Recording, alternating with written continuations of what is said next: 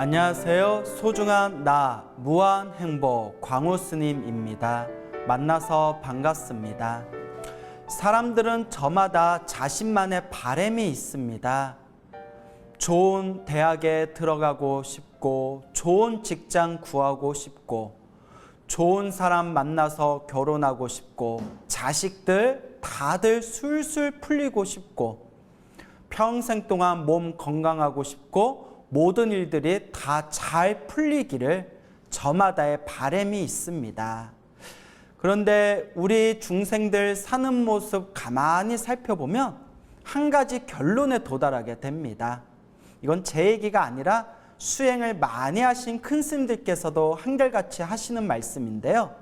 우리 중생들 살아가는 모습이 한마디로 이야기하면 결국은 다 자기 복대로 살아간다입니다.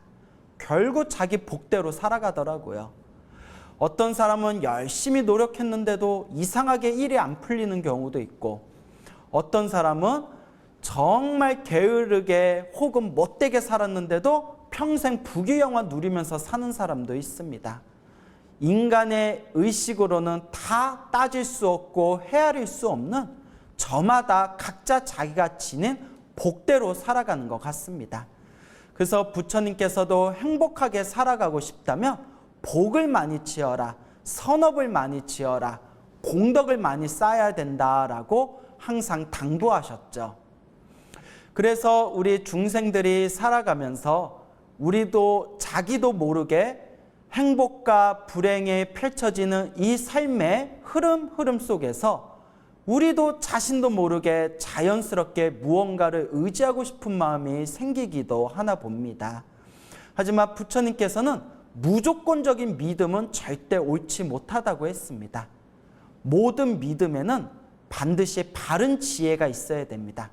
그냥 믿기만 하고 그냥 무조건 믿음으로만 모든 것을 덮으려고 하면 오히려 맹신, 광신이 될 수 있다고 불교에서는 가르치고 있습니다.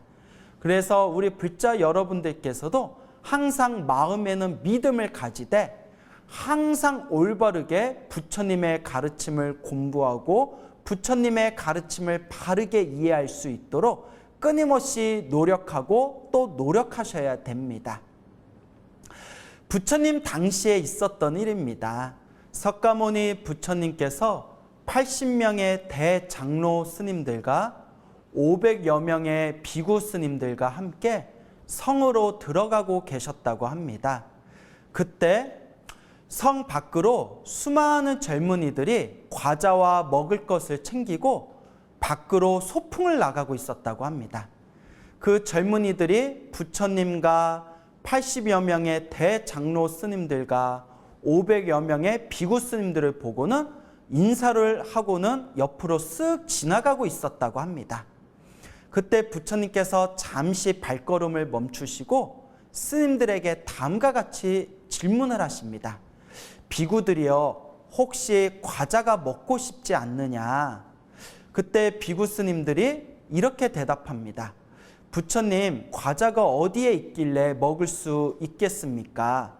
그때 부처님께서 금방 지나간 저 젊은이들이 과자를 들고 있지 않느냐, 저 과자가 먹고 싶지 않느냐라고 질문을 하니까 요 스님들이 부처님, 저 젊은이들이 과자를 공양 올리지 않고 그냥 쓱 지나가 버리는데 어떻게 과자를 먹을 수 있겠습니까? 라고 대답을 했다고 합니다. 그때 부처님께서 저 과자의 주인은 따로 있느니라 하면서 잠시 나무 밑에 그늘 아래서 잠시 앉아서 기다리자꾸나 라고 말씀을 하시고는 80명의 대장로 스님들과 수백 명의 이 비구 스님들과 함께 나무 밑에 시원한 그늘에 잠시 가부좌를 틀고 앉아서 휴식을 취하셨다고 합니다. 그때 뒤에서 뒤따라오던 마하가섭이라는 큰 스님이 계셨습니다. 마하가섭 스님이 이 석가모니 부처님의 뒤를 가장 끝에서 천천히 따라오다가 그때 막 과자를 들고 소풍을 갈고 있는 젊은이들과 마주치게 됩니다.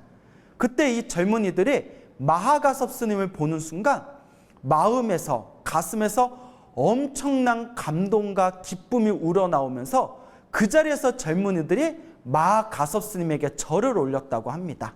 갑자기 뜬금없이요. 그러면서 젊은이들이 스님이시여, 저희에게 과자가 있는데 굉장히 맛있습니다. 이 과자를 공양 올리겠습니다 라고 했을 때 마가섭 스님께서 젊은이들에게 이렇게 말씀하십니다. 저기 나무 그늘 아래 석가모니 부처님과 수많은 스님들께서 앉아 계시니 먼저 그분들께 공양을 올리고 난 뒤에 나에게 주십시오 라고 가섭 스님께서 대답을 하십니다.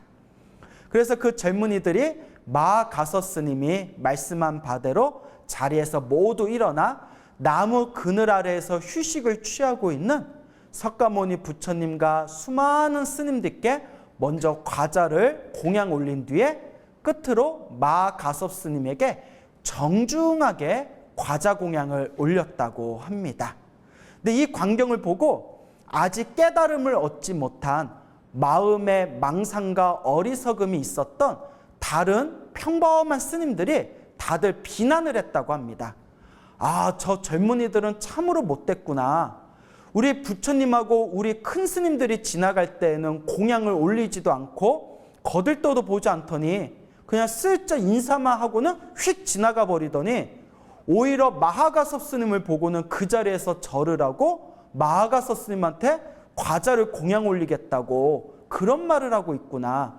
아니, 우리 부처님하고 큰 스님들한테 먼저 올려야지 어떻게 저럴 수가 있단 말인가 하고 오히려 비난을 했다고 합니다. 근데 이것도 참 웃기죠. 가만히 앉아서 과자를 얻어먹었으면 그걸로 고맙게 여겨야지 또 왜 애꿎은 마하가섭 스님을 비난하고 있을까요? 이와 같은 상황을 보시고 부처님께서 비구 스님들에게 다음과 같이 말씀하십니다. 그런 말하지 말아라. 저 마하가섭 장로는 마땅히 사람들과 신들에게 존경을 받고 사랑받을 만한 분이시다. 그런 말을 하지 말고 그렇게 비판하지 말아라. 마하가섭 스님은 마땅히 존경을 받고 공경을 받을 만한 덕이 훌륭한 분이다 라고 선언을 하십니다. 이와 같이 석가모니 부처님께서 수많은 비구 스님들 앞에서 마하가섭의 덕을 크게 칭찬하셨다고 합니다. 저는 이 이야기를 듣고 두 가지가 떠올랐습니다. 첫째는 석가모니 부처님의 질투가 없는 마음. 사실 우리 중생 입장에서는 만약에 내가 스승이고 내 밑에 제자가 있는데 스승인 나보다 제자가 더 인기가 많거나 나에게는 음식을 공양하지 않고 옆에서 따라오던 내 제자에게만 음식 공양을 올리겠다고 하면 사람 마음에 질투심이 생길 수 있지 않습니까? 사실 그 질투심이 번뇌의 작용이거든요. 하지만 우리 석가모니 부처님께서는 마음의 모든 번뇌와 욕망이 다 사라지셨기 때문에 당신에게는 과자를 공양 올리지 않고 마하가섭에게만 과자를 공양 올렸지만 아무런 질투심이 없으셨습니다. 이게 바로 번뇌가 소멸하고 욕망이 사라진 거룩한 성자의 마음가짐이죠. 자, 첫 번째는 석가모니 부처님의 질투가 없는 마음, 그것이 먼저 떠올랐고요. 두 번째 느낀 것은 역시 다 자기 복대로 살아간다. 생각해 보십시오. 석가모니 부처님이 더 위대하겠습니까? 마하가섭 스님이 더 위대하겠습니까?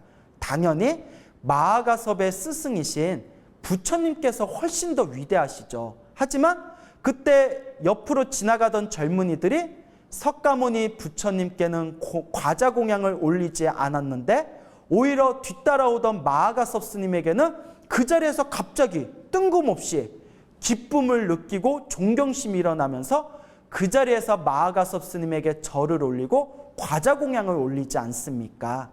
이게 다 자기 복이 따로 있는 겁니다. 그 젊은이들은 전생에 마하가섭 스님과 더 깊은 인연이 있었기 때문에 오히려 마하가섭 스님을 보자마자 마음의 기쁨과 환희심을 느끼고 석가모니 부처님에게도 공양 올리겠다는 말을 안 했는데 마하가섭 스님에게는 오히려 과자 공양을 올리겠다는 마음을 일으키게 된 것이죠. 이 모든 게 다 인연법입니다. 이 인연법의 흐름대로 다 자기 복대로 살아갑니다. 그러니까 불자 여러분들, 절대 남 질투할 필요 없습니다. 절대 남하고 자기 자신하고 비교하지 마세요. 남 부러워할 필요 없습니다. 마음속에 딱 이것만 기억하세요. 다 자기 복대로 살아가는구나.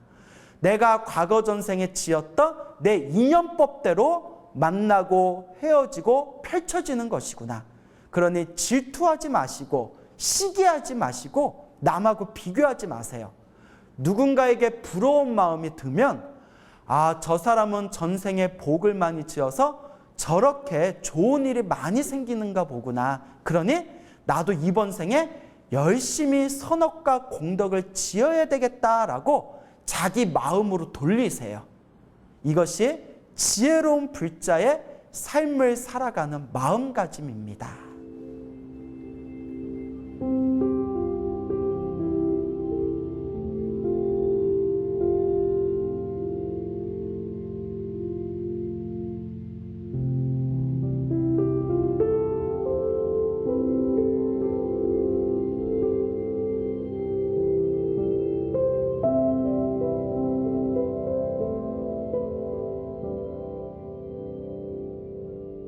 불자 여러분, 소나무 애청자 여러분, 결국 중생들은 자기 복대로 살아갑니다. 그래서 우리는 항상 복과 선업과 공덕을 쌓도록 끊임없이 마음을 닦고 끊임없이 정진해 나아가야 됩니다. 부처님 당시에 있었던 일입니다. 부처님 당시에 아주 불심이 깊은 가족이 있었다고 합니다. 이 가족들은 굉장히 큰 부자였는데요. 그 불심이 깊은 부잣집 가족 중에 아들이 하나 있었는데 이 아들의 이름이 난디야라고 합니다. 이름이 난디야라고 부르는데요. 이 난디야는 굉장히 믿음이 깊고 부처님과 스님들을 지극한 마음으로 공경했다고 합니다. 그리고 이 난디야는 항상 부처님과 스님들께 매일매일 공양 올리고 항상 부처님과 스님들을 정성으로 모시는 것을 삶의 큰 기쁨으로 여겼다고 합니다. 어느 날 이 난디야가 장가를 가게 됩니다. 부인의 이름이 레와띠라고 합니다. 이 남편인 난디야가 자신의 부인인 레와띠에게 다음과 같이 당부를 합니다. 여보, 항상 스님들께 공양을 올리고 지극정성으로 스님들을 섬기며 부모님께 효도를 열심히 한다면 우리 사이가 절대 나빠질 일이 없을 것이요. 그러니 이 부분에 있어서 반드시 세심하게 주의를 기울여 주시오라고 그렇게 당부를 했다고 합니다. 그러니까 이 부인 레와띠가 예, 당신 말대로 잘 따르겠습니다 라고 하면서 남편을 따라서 열심히 스님들께 공양을 올리고 지극정성으로 부처님과 스님들을 공경했다고 합니다. 그렇게 세월이 흘러서 난디야의 부모님이 세상을 떠나고 모든 재산을 이 아들인 난디야가 상속을 받게 됩니다. 상속을 받은 난디야가 자신의 재산으로 열심히 부처님과 스님께 공양 올리고 집 앞에는 무료 급식소를 열어서 가난한 사람들에게 밥을 주고 혹 먼 길을 가는 나그네들이 목을 축이고 음식을 먹을 수 있도록 그렇게 자비로운 마음으로 무료 급식소도 운영했다고 합니다. 시간이 흘러서 난디야가 자신의 큰 재산을 들여가지고 큰 사원을 지었다고 합니다. 큰 사원을 지은 뒤에 부처님과 스님들을 자신이 지은 사원에 딱 모시는 순간에 하늘세계 도리천에 난디야의 보석으로 만든 궁전이 짠 하고 생겼다고 합니다. 저절로 하늘세계에서 보석으로 만든 난디야의 궁전이 하늘세계에서 짠 하고 도리천에서 저절로 만들어졌다고 합니다. 이제 지상에 있는 난디야는 하늘세계에 자신의 궁전이 생겼다는 걸 전혀 모르고 있겠죠. 그때 부처님의 수제자 중에 신통제일이라고 불렸던 목련존자께서 하늘세계로 잠시 올라간 적이 있었다고 합니다. 하늘세계에 올라가니까 하늘세계가 얼마나 아름답겠습니까? 그 하늘색에 유독 더욱더 아름다운 보석과 화려하게 만들어진 궁전이 있길래 지나가고 있는 천신들한테, 하늘색의 사람들한테 질문을 했다고 합니다. 저 화려해 보이는 저 궁전은 누구의 집입니까? 그러니까 옆에 지나가고 있던 천신들이 예, 목련존자시여, 저 화려한 궁전은 아직 사바세계, 인간 세계에서 살고 있는 난디아라는 사람의 궁전입니다. 난디아가 살아생전에 복을 너무 많이 지어가지고 지금 살아있을 때 복을 너무 많이 지어서 하늘세계 도리천에 하늘 궁전이 먼저 생긴 겁니다. 난디아가 세상을 떠나고 나면 이 하늘 궁전으로 태어나서 앞으로 살아가게 될 것입니다. 그 말을 듣고 목련존자가 깜짝 놀란 거예요. 아니, 아직 죽지도 않았는데 살아있을 때 복을 많이 지은 것만으로도 벌써 하늘세계에 궁전이 생겼단 말인가. 그 궁전에서 하늘의 선녀들이 그 궁전에서 청소를 하고 있고 그곳에 살고 있는데, 이 하늘의 선녀들이 목련존자를 보고는 우르르 나와서 목련존자시여, 다시 인간 세상에 내려가시면 난디아라는 사람에게 지금 저희들이 기다리고 있으니 힘들게 인간 세상에 살지 마시고 어서 하늘 세계로 올라오세요. 저희들이 너무 심심해요 라고 좀 전해주세요 라고 말을 하는 겁니다. 뭐 이 정도면 거의 판타지 소설급이죠. 목련스님이 그 말을 듣고는 너무나 놀라워서 다시 신통력으로 인간 세상으로 내려옵니다. 그리고 석가모니 부처님께 찾아가서 부처님 발 아래 삼배를 올리고는 다음과 같이 여쭙니다. 부처님, 아까 제가 하늘세계에 올라가서 둘러보았는데 난디아의 궁전이, 난디아가 아직 죽지도 않았는데 난디아의 하늘 궁전이 도리천에 벌써 생겼습니다. 이게 정말 있을 수 있는 일입니까? 라고 질문을 하니까 석가모니 부처님께서 살짝 미소를 지으면서 다음과 같이 말씀하셨다고 합니다. 목련이여, 목련이여, 그대가 두 눈으로 분명히 목격했는데 왜 의심을 합니까? 그대가 두 눈으로 분명히 목격하고 분명히 귀로 듣고 왔는데 왜 믿지를 못합니까? 라고 부처님께서 미소 지으면서 대답을 하셨다고 합니다. 그때 목련존자께서 참으로 훌륭합니다. 참으로 훌륭합니다. 살아생전에 지었던 선업의 힘이 다음 생에 그대로 꽃을 피웁니다. 참으로 묘하고 묘합니다. 라면서 석가모니 부처님 앞에서 찬탄을 했다고 합니다. 그때 부처님께서 다음과 같이 말씀하십니다.